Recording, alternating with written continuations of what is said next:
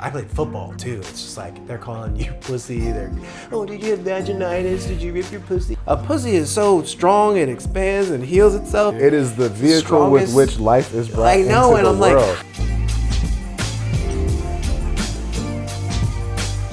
what's up, guys? Welcome to the Mixed Message. I'm Ryan Alexander Holmes. This is Russell Curry. And today we're going to talk about being a man. Being a man. So, I think the way that I want to start this off is by talking about something, two pieces of content that I saw that perfectly sort of like talk about the era of masculinity that we're in. There was Club Shay Shay had an interview with Michael Beasley, the basketball player. Right. And Adam Friedland had an interview with Clavicular. Okay. If you don't know who Clavicular is, he is this influencer who is known for his looks maxing program where he's teaching you how to look like a true man. I think this is how a true man looks. Can you do it? Okay. That's what he thinks a true man looks like. Just what what he thinks a true man looks like. Clavicular is 20 years old. He is a white man. He's white. And he's not just white. He's white. Got it. Yes. Just making sure. And he has the charisma. He doesn't have a lot of charisma. Charisma of like cardboard. Yeah, charisma of like cardboard. I don't like talking trash about people, but like it's just true. I mean, that's just an observable fact. Charisma is like a it's like something a thing you you can have interact or with. Yeah. Absolutely. And then Michael Beasley, sort of his whole episode was talking about how, how masculinity has had a stranglehold over him, like the sort of like societal ideal or the societal pressure, especially as a black man, to act a certain way. I thought that those two, and this is what I wanted to make the episode. I just thought that those two very viral pieces of content about two figures that are on the opposite ends of masculinity in terms of age. Michael Beasley is 37. Clavicular is 20. Michael Beasley, I wonder why you said that. Michael Beasley is black, grew up in poverty, and Clavicular is white, did not grow up in poverty, right? Right. And I think generationally too, like when we were growing up, we didn't have the manosphere. We didn't have like a whole commercialized like industry that is designed to manipulate young boys and young men in order to profit off of them, right? Almost like an echo chamber, Yeah, it existed, but it was just mass society had one message about masculinity. What was that? Well, like, we grew up in the era of like Arnold Schwarzenegger and like Hulk Hogan, Macho Man Randy Savage. That's true. And like pro wrestling. Stone Cold Steve Austin. Rock. Yeah, like there's still a message about what masculinity looks like, but I don't think that it was so hyper focused. Yeah, that was like more aesthetic. Yeah. Right? Than it was. Well, it's behavioral. Right? It's behavioral. Behavioral. I never felt like it was as enforced as it sort of is today. Yeah. Because we didn't have social media back then. Yeah, exactly. You take those same ideals and then you throw them into an algorithm where someone can just go down a rabbit hole and watch more and more targeted specific stuff about, and then people are incentivized to create more targeted and specific stuff to. How do we squeeze all the money and I was gonna say juices. How do we squeeze all the money out of these kids? It's like, never mind. I moved where my water bottle was. How do we squeeze all the juices out of these young men? Oh, man. And profit off of it and make it an industry. You know what I mean? I'm not thirsty anymore. I'm thirsty. That made me thirsty for some reason. You know what? Don't ask me why. Cheers. I can't imagine what they go through. Like, because we got to be boys. We got to grow into men through like our interactions with real life people. Facts. Yeah. Men and women, because both can teach you how to be a man, Absolutely. But like, I feel like being a man now is so tied to like almost a domination, not even almost, it is tied to a domination of not only women, but also other men. Yeah. And like, you'll never feel like enough of a man if that's what your idea of a man is tied to, right? You can't conquer every single man on the planet. You gotta conquer like, how many men we got? 3.5 billion men? Right. Something like that. Yeah. I'm not trying to conquer. Or 4 billion? I don't know. Yeah. But like, no, I fully agree with that. I just think like, and I know you kind of agree with this already, but like, I think that it's just about scope and specificity, but like the message kind of remains exactly the same. Yeah. Like even John Wayne is that. Yeah. You know what I mean? Yeah, you're right. It's the scope and almost like the mechanism for for sure. For like constantly reinforcing or telling you over and over and over again that's it. Like when John Wayne they have no social media. Right. They have DVDs. They didn't have portable DVD players. They didn't have the headrests where you could watch it in the car. You couldn't watch it on the plane. Airplane, yeah, you know what I mean? Like you could only go to the movie theater so many times. Only go to the movie theater. That's the only time that you can see John Wayne. Yeah, that's right. Otherwise, you're interacting with actual people. Yeah. You know? I think that people don't talk about that enough is like that it's digital. The reason why that all of this manosphere shit exists and persists and propagates itself is the mechanism of social media and like the addiction to that. Yeah. The addiction to social media itself, and then the further addiction to these content creators that create this specific content and make you feel like, look, you don't feel like enough right now, but if you keep watching my content and paying for my programs, and I'm going to teach you how to dominate other men and dominate women, then you're going to get to the place where you feel enough. But you never feel enough. And that's like an infinite money scheme. Yeah. You know? Yeah, for sure. Yeah. I think a lot of like modern advertising, like even back in the 50s, just was created to make people feel insecure, to profit off of people's insecurity. Yeah. So like we've just been evolving that. Yeah, that's the origin of all of this, of all the marketing. Right, of all the marketing, for sure. Like we've just been evolving and like making that more precise over time until the point where it's with you 24/7. Yeah. Versus just like it's a billboard you drive by, or it's like a magazine that you get once a month. Exactly. You know? They just shove it down our throats. Interesting verbiage. Where were you or was there a moment where you were like, oh shit, I need to like act like a man? Like a moment in childhood. Man, that's a good question. Yeah. I don't know when that first started. Definitely. I think I definitely got made fun of for not being more masculine though when I was young. Oh. I think the first time I can really remember that is like I was actually like a bit of a chubby kid, like 4th grade and stuff. Yeah. So around like 9 years old. Gosh, I haven't talked about this much, but like kids were like my friends. Like picked on me at recess, running away from me because I couldn't catch them. Because I was, if you guys don't get what I mean, it's because I was too fat and too slow. Damn, they'd be laughing like running. Yeah. But would they say it? Or they would just do that? I can't remember. And which all one the do details. You prefer? No, I'm just kidding. Because I couldn't catch you if I wanted to either. You could outrun me real good. And so which one hurts you most? Yeah, which one hurts you more? Which one hurts you most? Let's get into it. Should I? If I was to do this. Yeah. No, but that's real. I would say I remember like, the hand holding my dad's hand when that was done. When was that done? It was like, and I don't think it was him that initiated it. It was me. Like when we would walk to church, and I think I was like 8. Oh, or 9, around the same age. Yeah, yeah. And I was like, I don't want to hold your hand. Wow. But it wasn't like, I don't want to hold your hand. I'm a man. It was just like, I don't want to hold your hand. And I think now I can, in retrospect, tie that back to like, oh, that's not manly.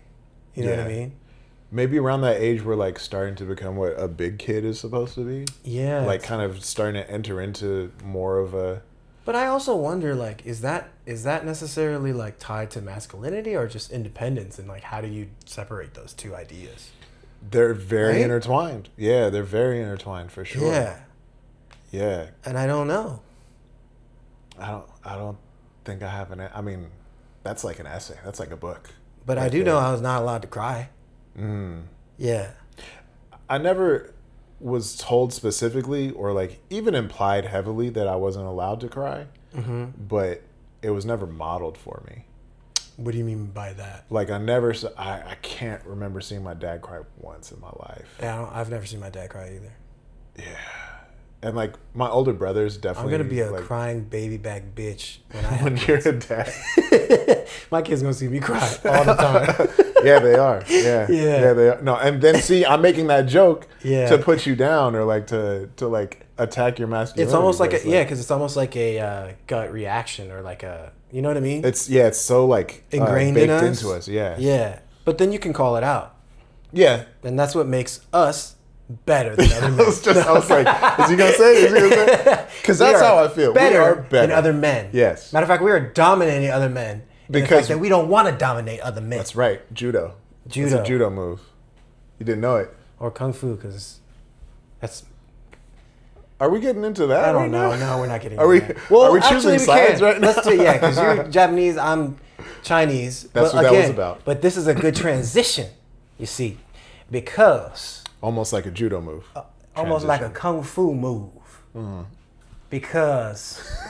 Why am I talking like this? When did Minister Farrakhan because I am black and Chinese, you see, and now Russell is what are you? You are black and Japanese. Yeah? And so we gonna talk about excuse me, I'm talking. So we gonna talk about the masculinity when it comes to being black in America. And Chinese or Japanese or Asian in America. And now Russell had a little secret. What's that? Russell had a little white in him. So we gonna talk about the white too together. You got white masculinity, you got the Asian masculinity, you got the black masculinity. I'm gonna stop doing this voice now. That was like Foghorn Leghorn had a kid. Yeah, it was Foghorn Leghorn with Minister Farrakhan, and I know anyone from Nation of Islam is gonna be real upset that I said that. Because like they had the two dudes had to. All right, so and it's bestiality anyway, and it's bestiality too. Well, and he's a cartoon, fictional. Yeah. So like, would you make Foghorn Leghorn real, or would you make Louis Farrakhan a cartoon in order to achieve that? I think we go to, depending on your answer, we're probably not gonna be friends anymore. I think you go to the movie, you do a sequel of Who Framed Roger Rabbit. Yeah. And then Toons and humans can interact. Okay, that's a happy medium. Yeah. See, I'm a diplomat. Because if you chose the real world where you make a chicken real and Louis Farrakhan's real, but if you keep the chicken he's not a chicken, he's a rooster. Anything's possible in cartoon. He's a rooster, right? He's a rooster, yeah. Yeah. Anyway, roosters are male chickens. Yeah. Thank you. Thank you, Sherlock. You almost said it as if they were different things. In case you didn't know. Thanks, Sherlock. I didn't know that. Well, don't talk like you don't know. So, I think it's a very interesting conversation because we're black and Asian, and so I think it also depending on because race is made up. It's a social construct. It's based on your appearance. What? I was like, do I have to have a whole other conversation with you? Like, it's based on your phenotype and how you present yourself, or not how you even present yourself, how people perceive you. So like when people look at me, they don't necessarily see an Asian man. That's right. You know, I like to say it's not that I don't look Asian, it's that you ain't never seen no Asian like me before. But Farrakhan Leghorn. Farrakhan Leghorn. Yeah. We're getting so much trouble for that. Anyways, I'm sorry. Yeah. Don't worry. No one from the Nation of Islam is going to watch this. But yeah, we live at the intersection between those two. And depending on your phenotype in America, because of the social construct of race, people will treat you differently based on these enforced stereotypes, right? Right. Like, I feel like you know, I was raised by my Chinese side of the family. My dad was very involved in my childhood too, and I'd go see my black family. Black side of the family lives in Jacksonville, but primarily I grew up in like a white and Asian environment with my Chinese family. And so a lot of like what I picked up on, you know, what was ingrained in me is like a masculinity that is based in Chinese culture. But then when I step outside, like, you know how they talk about when, you know, it's still going on, but BLM and how they treat kids, like Trayvon Martin and Tamir Rice, the kids that were killed by police officers. They treat them like adults. Yeah. Like I felt like I was treated like an adult when I got Billy and Brandon and what's another white kid's name? Chad. And, and then there was another one. Lance. I got Lance, Chad, and Billy, and Bobby. And Braden. But then Ryan's a real white name. That's a white name. Look at me. Yeah. Like, because I feel like they perceived me as black, and because of the social construct of race and how, you know, this history of this country has formed an opinion about how they're going to treat a black kid as an adult, I feel like it was a really weird time for me. You know, in retrospect, I could make sense of it, but it's like, okay, I'm growing up, celebrating all the Chinese traditions with my Chinese family. Dad's also there too. My black dad's also there, but like very, very ingrained in Chinese culture, and by my grandpa and my uncle and my aunts and my mom and my grandparents. It's just like, this is how a man acts. I wasn't racifying it. It was just like, this is how I'm supposed to act as a man in this culture. Right. And I step outside and it's like, nah, motherfucker, like, you're supposed to act like this. So there was a dichotomy between the two. But it's just funny now that it's just like, damn, like, it didn't have to be that way, and now I'm a man, and I've done so much work in therapy, and it's like, no, you define what that means for you. Yeah. You know? Absolutely. And you can pick the best parts of all the culture, the two cultures, and you can formulate your idea of masculinity from there. But also, did you go through like a similar experience like that? As you're talking, I'm like trying to like go through my memory and understand where my ideas of masculinity came from, and like my upbringing is definitely different in the sense that like I didn't have like an Asian parent, and I didn't have like a black parent. Like everybody in my family is like kind of light skinned for the most part, like mixed. Everybody in my family. Your dad is Japanese, but he's black. Black and Japanese, like half and half, right? Yeah, well, kind of, because like his grandfather, or my grandfather, my dad's dad, is black, Irish, and French, because he was from like New Orleans area. So like there's a lot of mix.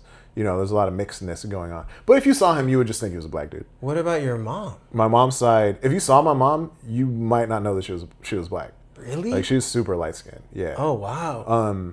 And like throughout both families, we have everybody of all shades. Yeah. So, yeah, like I didn't have, like, being black, white, and Asian, like. So you're really black, white, and Asian? I really am black, white, and Asian. Oh, shit. Like, I know you gave me a lot of shit last time, but like, Boasian.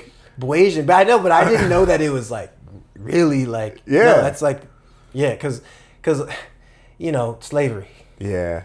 And I don't think I really got to get into that part of it as much as I wanted to, because I was like, I think I'm going to come away from this sounding a little crazy. Yeah. But like, because I was raised to understand that the mixture of white folks and black folks in my family, at least on my dad's side for sure. I need to learn more about my mom's side, but the mixture of black folks and white folks was like out of love, right? Out of people choosing each other. Unlike slavery. Yeah. Then I claim that. Got it. Because like these are people that chose each other. So you claim your whiteness. I do, for that reason. I'm proud of being white. I'm a proud white man. Say it with me. I'm proud of being white. Say it with me. I'm proud of being white. It feels like it's giving me power. You know? I feel it. Oh, I feel the power in my. It's like white power. Yeah, white. No, but that is a really good distinction, though. It's like, but what I want to ask too is like, does that white side or those white family members are they connected to the culture, like back in Europe? Do you know what I'm saying? Or is it so probably removed? Well, I don't know anybody, like, because it's like further back. It's so far back. Like my grandfather's grandfather came from Ireland. Oh, that's where the name Curry comes from. It's an Irish last name. Oh, so, wow. Yeah. Curry. What? That was really bad. I was trying to do an Irish accent. Got it. Curry. Russell Curry. There it is. You have to do the whole name though. Because just saying Curry sounds weird. You just have to. Yeah, you have Russell to have Curry. as many syllables as possible. I'm from Ireland. You gotta. Okay. You said you know that you Irish, so then you can go back to Ireland. I could. Yeah, let's go to Ireland. Why are we talking? I don't know. Okay. Go ahead. So, there's a connection to Europe right there. Yeah, exactly. Yeah. Okay. Yeah, but you should embrace Irish culture, bro. I do a little bit. They're kind of. They're the blacks of Europe. I won't go say black. I'll go say niggles, but yeah, they the niggles of maybe not all of Europe. Let's not get ahead of ourselves. But of Western the UK, Europe. Yeah, Western Europe or Western Europe for sure. Western Europe, yeah. I mean, there's a whole thing with like Spain and the Moors because that's actually there's black people. There's actually black people. They would just be not like black, not like the niggas. I was just waiting for you to say it. I was like,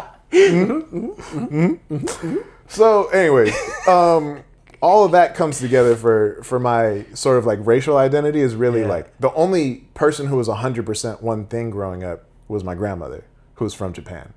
Oh wow! Okay. Yeah. So you're probably more Japanese than everything else, then, no? Or potentially, I. Well, you had your mom's side and your dad's side. The blackness and white, right? Yeah. So both sides are like black and white. But like, I don't know how far back I have to go to find a just straight up white person in my mom's side either. Well, let me ask you this. This is kind of, we're not even talking about masculinity anymore, but we'll get back to it. Yeah, we will. The Japanese side, have you gone back to Japan and met family members? No. I've gone to Japan once. My brother's gone like multiple times. Has he met family tried. Members? So my grandmother had a brother who was actually her first cousin. They found out later. It's a whole story. Her dad's a samurai, gave her up for adoption because her mom died either in childbirth or short. Yeah. Don't fuck with me. Oh damn. So shit. So my grandmother's mom died either in childbirth or shortly after. She was given up for adoption to her aunt and her husband. Yeah. She didn't know this until one day she like defied them. Like she didn't want to do what they were asking her to do. Yeah. And they're like, well, we actually can't. We can't stop you from doing what you want to do because she was like of a higher social class because she was the daughter of a samurai. That's how she found out that she was That's kind of adopted. Insane, That's bro. wild. Yeah. So maybe you could adopt the Bushido code. So my grandmother had. So you're just gonna ignore that. Okay. Yeah, 100%. Right. So, well, I guess like 85% because I was just trying to go back to the masculinity thing. I was gonna. Yeah. Can I actually finish what I was saying though? Because you asked me a question, so I wanted to answer your question. So if I was gonna. Go ahead. Can I just? Go ahead. I just want to. Because if I just. So, my grandma. Now that you know the entire backstory of my grandma. Didn't ask for it, but yeah. I actually did ask. I mean, you did and you didn't. I literally. It was just did. more than you knew was gonna happen. Yeah. So that's your bad. I didn't know you were just gonna go on and on about it. But I'm interested. Yeah. I'm very interested. No, you're not. So they are though. They definitely are. Yeah. The listeners are. So my grandma had a brother, but it was actually her first cousin. She didn't know that until it was revealed that she was. So she was raised by her aunt. Her mom's sister. See, you say aunt, that's your white side. Oh yeah, because auntie. Yeah, auntie. Yeah. I do say auntie. Yeah. But I wouldn't call my grandma's Japanese, like my Japanese grandma's aunt, her auntie. I wouldn't do that. Yeah, that's right. You know what I mean? It's cultural appropriation. So she had a brother. Her brother had a daughter. Mm-hmm. My brother, when he went to Japan, had a phone number for the daughter. Yeah. And the phone line was disconnected. And damn. Okay, so that's what it was. He tried to track it down. They found out that he was black, and then they disconnected the phone number.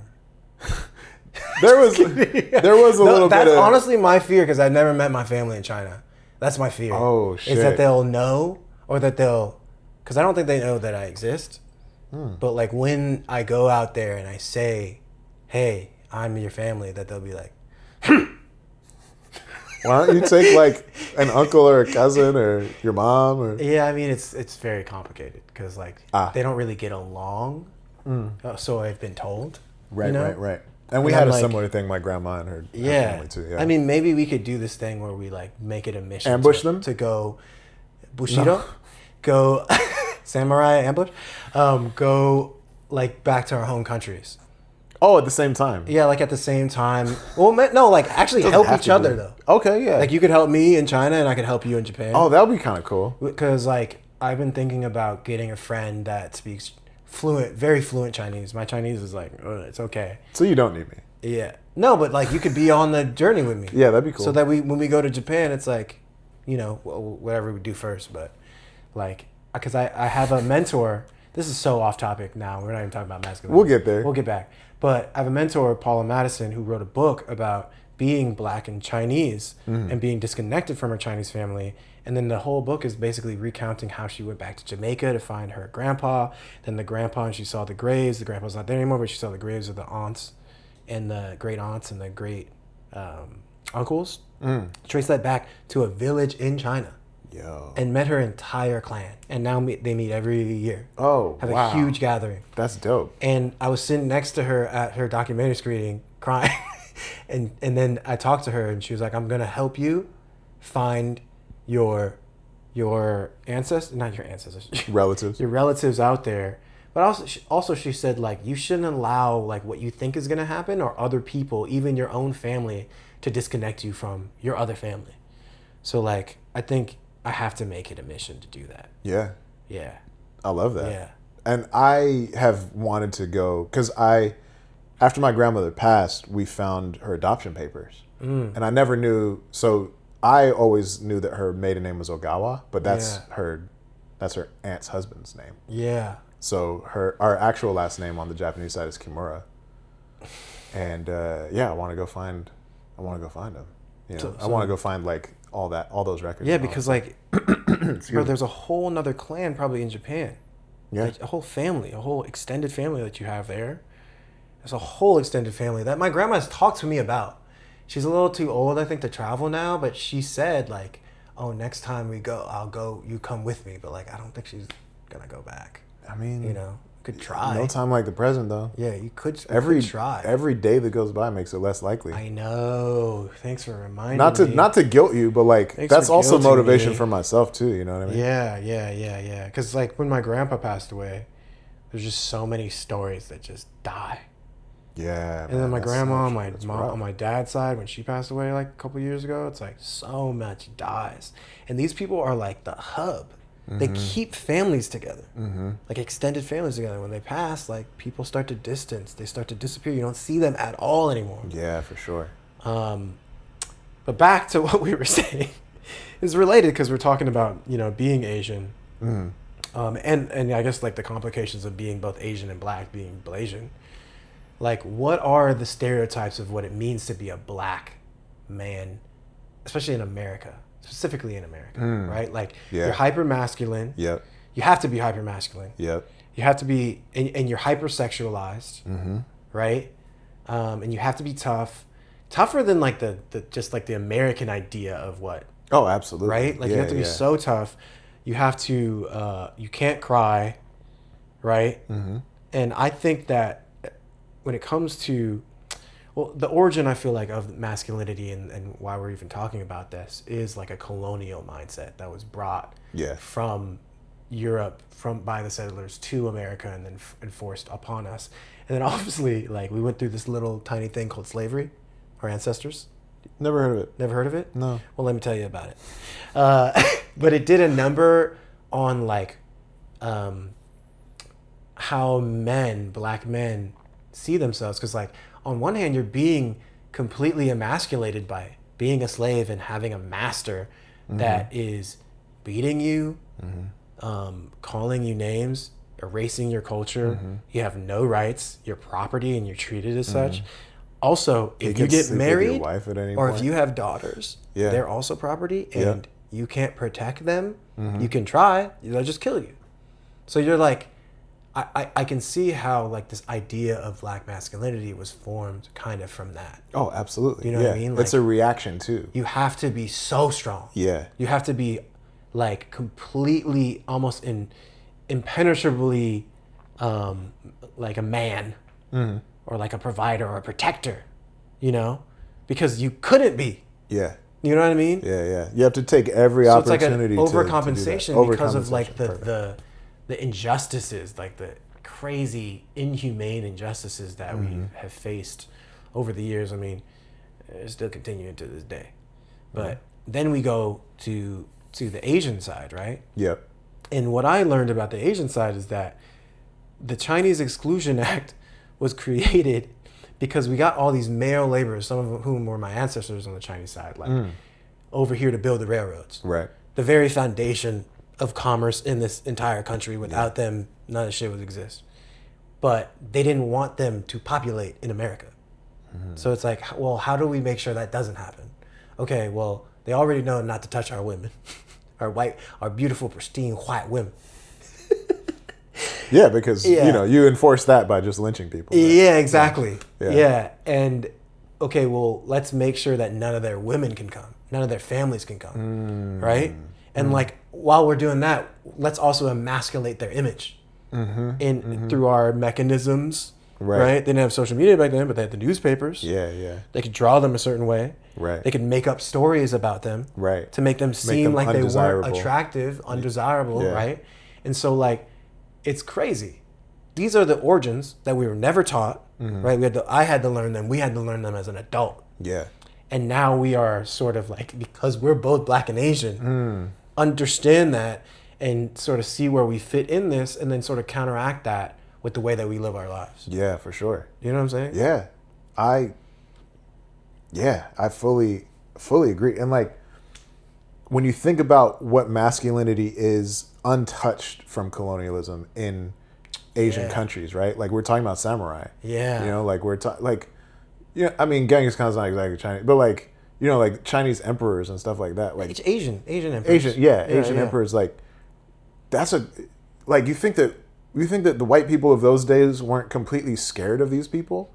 You know what I mean? Yeah, like, you right. Think that, like they were. They were like warriors. Yes, male warriors. They were something to be feared. They were, you know what I mean? Like the imposing nature. Like they were able to conquer things. Like yes.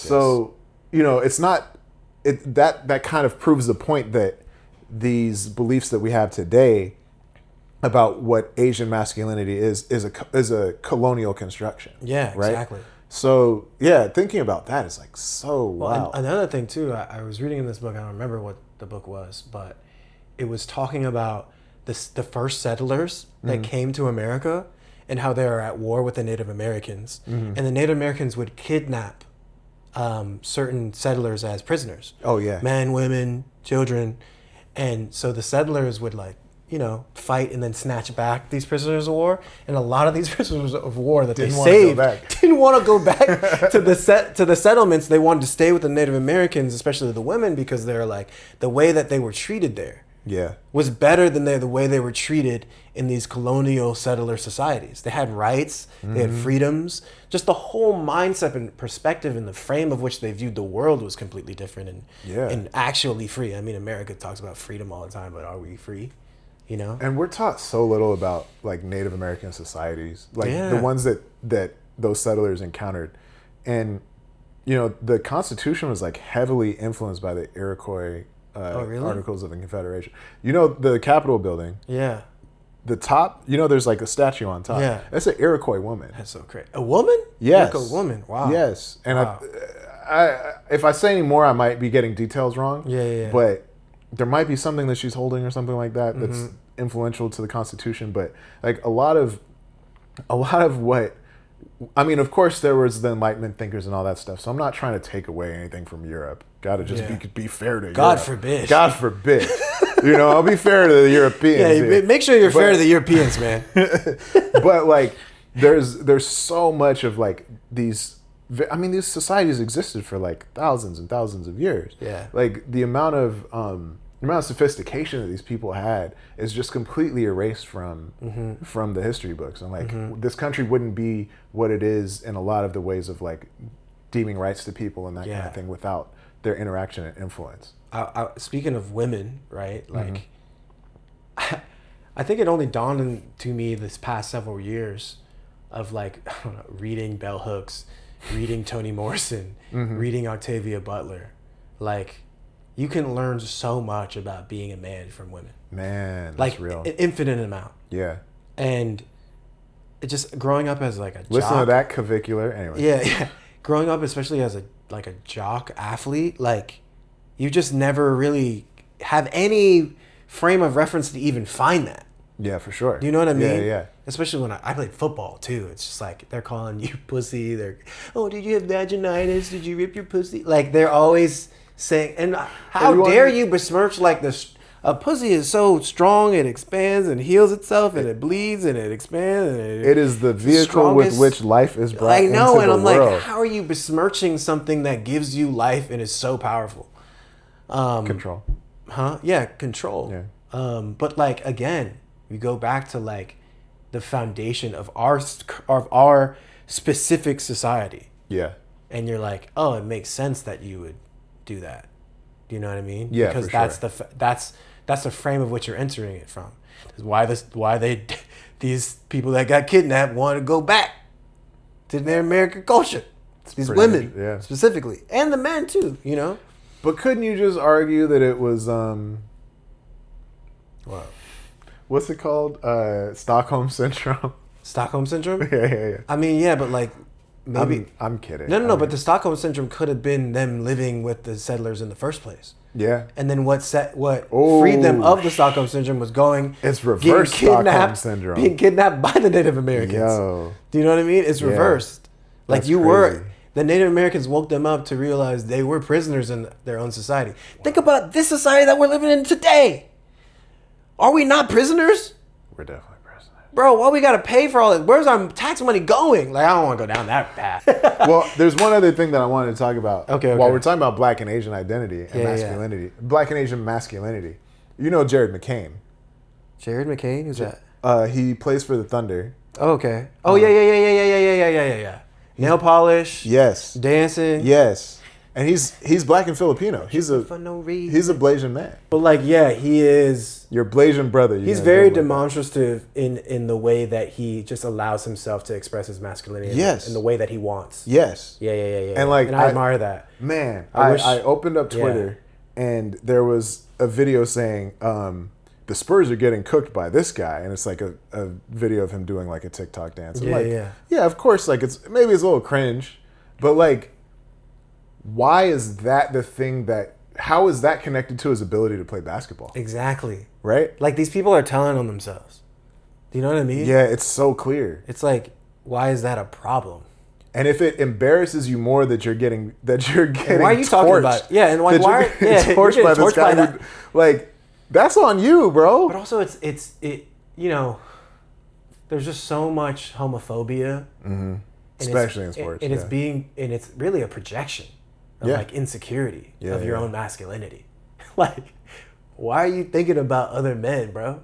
Why are you thinking about other men's actions and behaviors? Is there anything more gay than that? You focusing on the man's. You focusing so hard on the men's, and you have the nerve to call them gay. You are epitomizing gay behavior, and there's nothing wrong with being gay. Yeah, there's nothing wrong with being gay, and you should just come out. If you're going to be doing all of this policing and worrying about other men's behavior, you probably like the men's. Yeah. If you're that preoccupied, but also I will say this. Yeah. I think that a lot of the preoccupation with not appearing gay and distancing yourself from being gay is a survival mechanism in the Black community for sure. Yeah. And I'm not saying that to justify it, because like there's a lot of terrible, horrible things that happen. But I think that there's a certain level of like, you know, especially if you're in like a hyper masculine situation where you're not safe, right? It's not just easy to show up wearing nail polish, because you will get your ass beat. You know what I mean? Yeah, but it's also like, you know, let's not kid around. Jared McCain is he's a pro basketball player. Yeah, like, it's almost like you have to earn the right by being so good at something. You know what I mean? And even still, they still talk about him.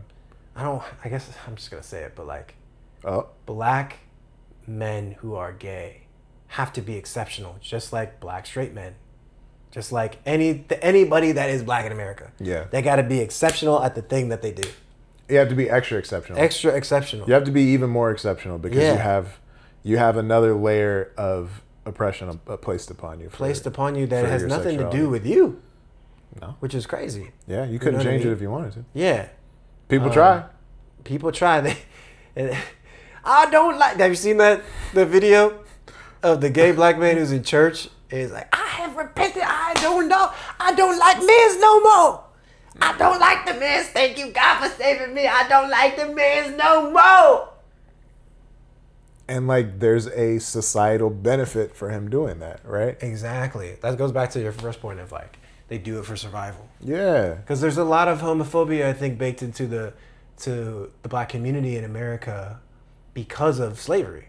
100%. There was this thing called buck breaking, which is insane, where they would tie a male slave, to a post, and the master and overseers would rape the slave in front of the other slaves. A male slave, right? Right. And so, like, once you've experienced that anywhere in your bloodline, it does something. Yeah. It does something culturally. It does something to your DNA. I do believe in that. I do believe in the epigenetic trauma. That's like, and you start carrying that, but again, it had nothing to do with you. Mm-hmm. It was the oppression that you faced, right? Yeah. That like is not your fault. But what these Americans did to us is they erased the history, right? Yeah. And the origins of these things that, it's like, like in everything, it affects everything. Like, they're saying like, oh, black people have this, are more susceptible to die of these diseases. And it's like, no, it's not because we're black. It's because what you did to us. And it's what you do to our communities, and we can't get like actual nutritious food. It's not because we're black. Right. You know what I'm saying? Yeah, right. And these are professionals. They go to school. Mm-hmm. They go to the best schools in the country. And then they pump out dumbass shit like that.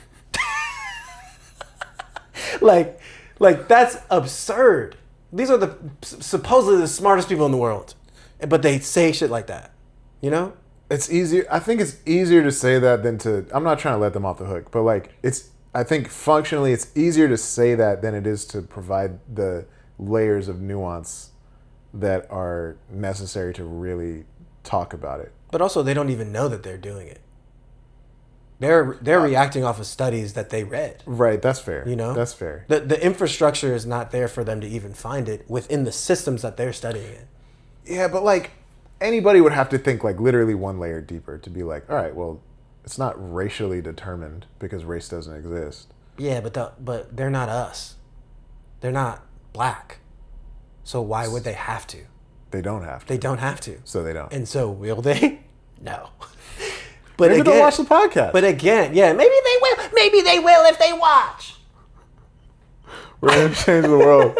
We're going to change the world. One researcher at a time. And I know you probably want to listen to more, but we're going to wrap this episode up, but we will talk about these topics even more, especially if you comment and you like and you subscribe and you tell us what we should talk about, or I should talk about on this podcast, or who you want on this podcast. Or what we should not talk about. Yeah. Because we're still going to talk about it. Because we're still going to talk about it. But we want to hear what's going to make you mad. We still going to talk about it. Now, you say that you don't want to hear. You know what? You say you don't want to hear it. You say you do want to hear it. Go on, we going to talk about both of them things. I was trying to keep going. Oh, my God. Gas me up like we in church. Yeah. Okay, anyway, thank you for watching The Mixed Message. I'm Ryan Alexander Holmes. I'm Russell This is Russell Curry. We're going to put something on the screen. And like and subscribe. Peace out.